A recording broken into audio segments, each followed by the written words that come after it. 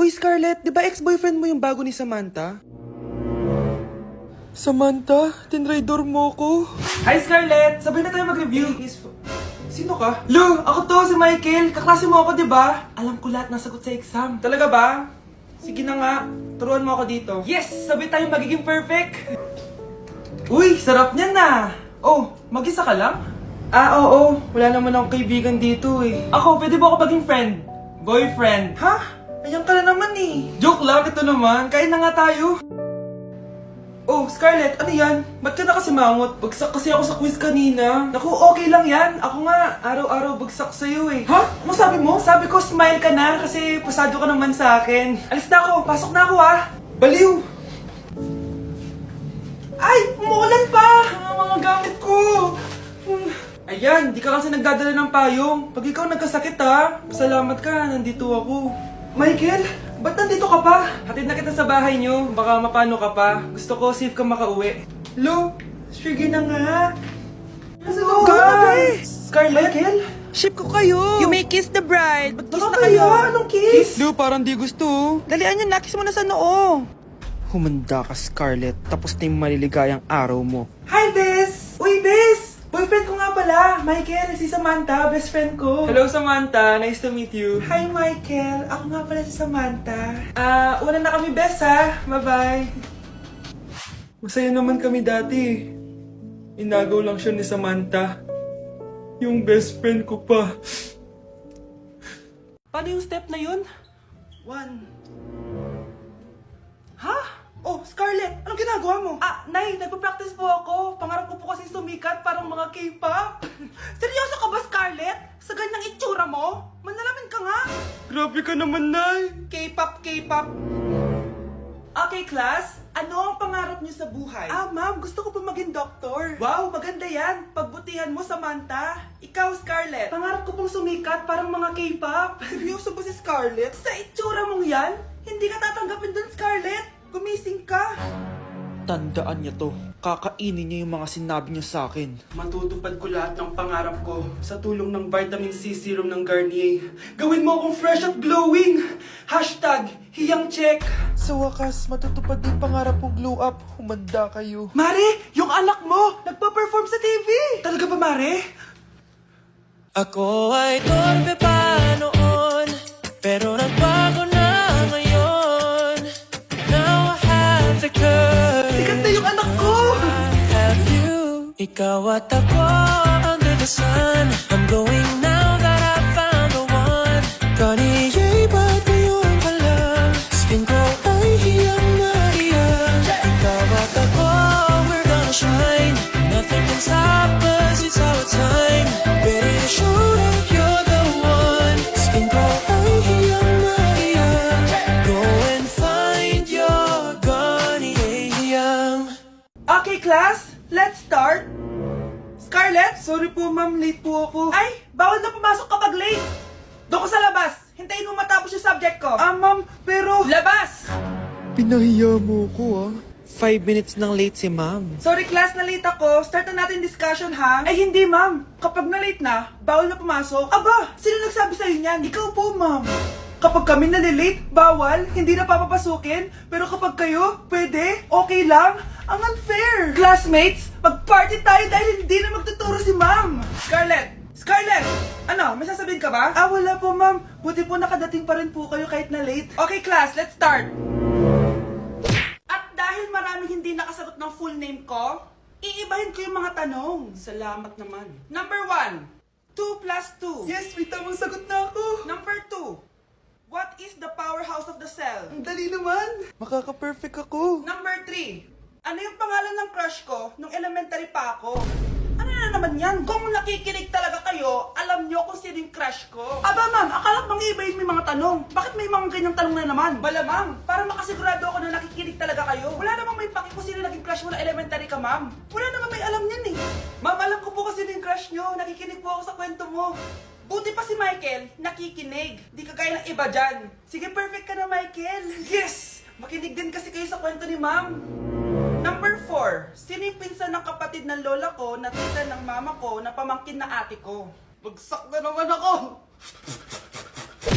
Nay, gusto ko daw makilala ng jowa ko.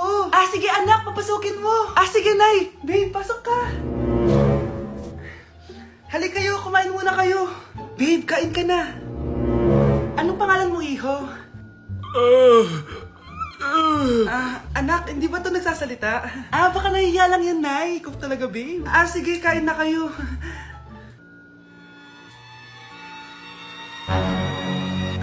CR lang ako, sige, anak. Anak, matagal ka pa ba? Sabi ko na multo ka eh. Halika dito. Anak! Bakit ka tumatakbo, Nay? Yung jowa mo! Multo siya! Pinagsasabi mo dyan, Nay! Anak, tingin ka sa likod. Ay, Mare! Nay, Umalis na tayo dito! Tara na, anak! A few moments later. Ang galing natin, Nay! Naloko natin sila! May bago na tayong bahay, anak! Nay, sino yun? Totoong multo na yun, anak. Umalis na tayo dito! Ang makakasagot nito may plus point sa akin. What is 2 times 2? Ma'am ako, ma'am. Wala bang gustong sumagot? Ma'am, alam ko po yung sagot. 2 times 2. Ma'am. Okay, Samantha. 2 times 2 is 4. Very good. May plus 5 ka sa akin. Ang daya naman, kanina pa ako nagtataas ng kamay. Ma'am, pwede pa po ba ako mag-take ng quiz? Absent kasi ako kahapon eh. Ay, hindi na! Absent pa more! Tatamad-tamad ka kasi mag-aral. Nagkasakit po kasi ako, ma'am. Oh, anong gagawin ko? Ma'am, pwede ba ako mag-quiz kahit absent din ako kahapon? Oo naman. Ito, magsimula ka na. Thank you po, ma'am. Bakit siya pwede mag-quiz, ma'am? Bakit? May problema ka ba? Oo, may problema ako. Favoritism ka. Palagi na lang sa Samantha yung binibigyan mo ng chance. May galit ka ba sa akin, ma'am? Sabihin mo. Hindi ako galit sa'yo. Pero sa nanay mo, oo. Wag na wag mong dadama yung anak ko sa problema mo sa akin. Nay, anong meron? Yang nanay mo, pabida. Dapat ako yung top 1 ng high school kami. Alam naman natin dalawa na deserve ko talaga maging top 1. Hindi kagaya mo, binabayaran yung school para tumaas ang grade. Totoo ba yun, Nay? Sinungaling ka! Mana ka naman para sa nanay mo, Samantha. Nga pala, alam na ng principal yung pagiging favoritism mo. Good luck na lang sa'yo, Hala, na paano siya? Be, anong iniiyak-iyak mo dyan? Nagre-relapse ako, be. Nakita ko kasi mga favorite song namin sa Spotify rap results ko. OA mo, be. Okay, class. Kanina notebook to? Hala, diary ko ba yun? Sige, tatapon ko na to. Total, wala naman may-ari sa inyo, Ma'am, wait! Diary ko po yan. Oh, Scarlett. Pwede mo bang basahin sa buong klase kung anong laman ng diary mo? Babasahin? Ma'am, nakakahiya. Go, Bes! O, ganito, Scarlett. Pag binasa mo yan, may plus points ka sa akin. Sige na nga, para sa plus points. Dear Diary, Niligawan ako ng crush ko. Para ako nasa movie at kami yung bida. Siri, play Snow on the Beach. Yee! ang harot kaya pala may Taylor Swift ka sa Spotify rap mo, Ano ba? Ito na nga, next na. Dear Diary, nagselo siya sa boy best friend ko. Gusto niya na makipaghiwalay sa akin. Hindi ko kayang mawala siya. I will die for you. OMG! Hula ko. Nasa Spotify rap mo si The Weeknd, no? Eto na nga. Medyo masakit to. Dear Diary, balita ko, may bago na siyang girlfriend. At yung best friend ko pa yung bago niya.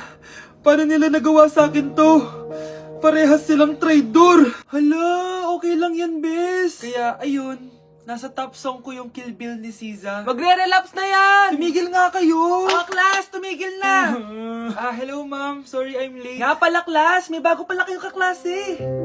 Dear Diary, eto na ba yung binigay ng universe para sa akin? Hi classmates, my name is Jake. Ang pogi ng pangalan, tapos ang tangkad niya pa. Siya na talaga yung para sa akin. And sa mga nagtatanong, may jowa na po ako. And 3 years na po kami. Dear Diary, suko na ako. Ayoko na magjowa. Mamamatay na lang talaga akong single. Anak, tingnan mo tong balita. Hiwalay na daw yung Katniel. Tingin nga na baka fake news lang yan, Pinost ni Catherine. Hindi pwede mawala ang Katniel. Di niya, Catherine, bakit niyo ginawa sa amin to? Okay na ito. Breaking news! Walang pasok on all levels dahil hiwalay na ang Katniel.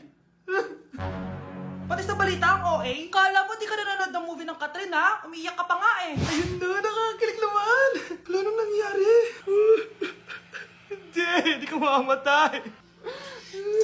Oo na! Die hard fan ako ng Katniel! Hindi. Hindi.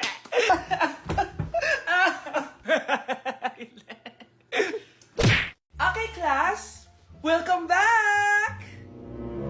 Oh, ba't parang di kayo masaya? Paano kami magiging masaya, ma'am? 10 activities yung gagawin namin. Alam nyo, puro kayo reklamo. Konti pa nga lang yan eh. By the way, may bago tayong gagawin. Sabihin nyo sa akin kung ano yung New Year's resolution nyo. Mag-umpisa tayo kay Kyle. Ako po, ma'am. Sige ako. Ako ba si Kyle?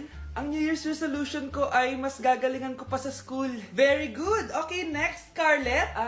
Ang New Year's resolution ko ay ang magka-jowa. Last year ko pa wini-wish kaso hanggang ngayon wala pa rin akong jowa. Lu, paano ka magkaka-jowa? Eh, lahat na lumalapit na lalaki sa'yo, nire-reject mo. Kala mo ang ganda-ganda niya. Eh, kung ikaw magiging jowa ko, wag na lang.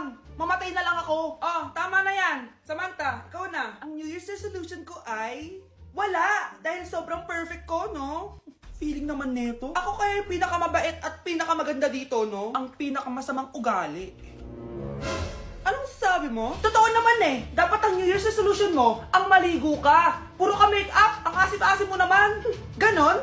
Ang New Year's resolution mo dapat ay ang mag-toothbrush ka. Dahil ang baho na hininga mo, lahat ng crush mo, nata-turn off sa'yo. Kumpara naman sa'yo, be. Itsurang pa lang, nata-turn off na sila. Walang iya ka? Manda ka sa akin pagkatapos nito. Ang New Year's resolution ko,